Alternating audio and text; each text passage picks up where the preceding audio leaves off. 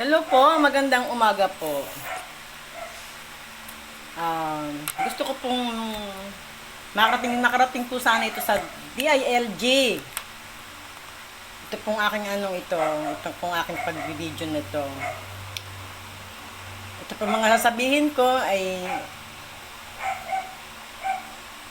para po sa nagtataka lang po kasi ako, bakit po yung mugshot ni Kibuloy ay halos hindi po siya makilala. Hindi rin po makilala yung nung nag-briefing sila ay lalong hindi po makilala. Bakit po ganon? Bakit bukod tanging si Kibuloy lang po ang nagkaganon? Lahat po ng kanyang kasamahan. Bakit bukod special po yata si Kibuloy?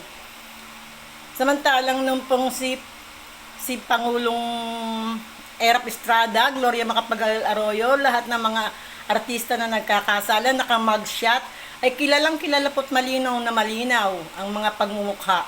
Bakit po itong si Kibuloy ay halos hindi po makilala? Pixelated po yung iba. Bakit po ganon? Ano pong special kay Kibuloy? Ako po'y nakinig ng live ng video ni Attorney Rene Bueno.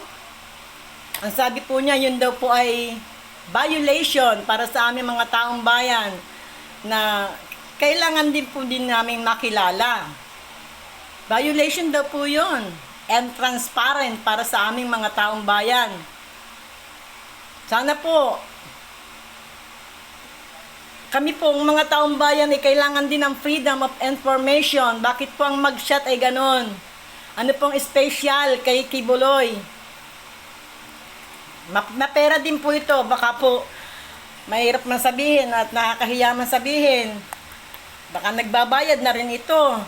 Bakit po, ano po bang special dito kay Kibuloy at bukod tanging siya lang po ang nagkaganito?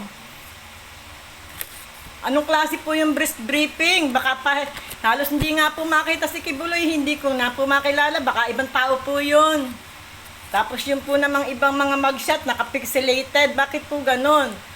According to Attorney Rene Bueno, yun daw po violation para sa mga taong bayan.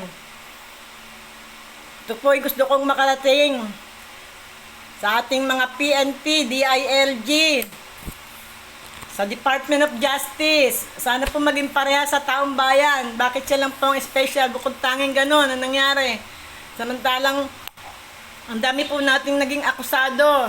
Nandiyan po ang Presidente Erap Estrada, nandiyan po si Gloria Macapagal-Arroyo, nandiyan po yung mga artista according to our Attorney Rene Bueno.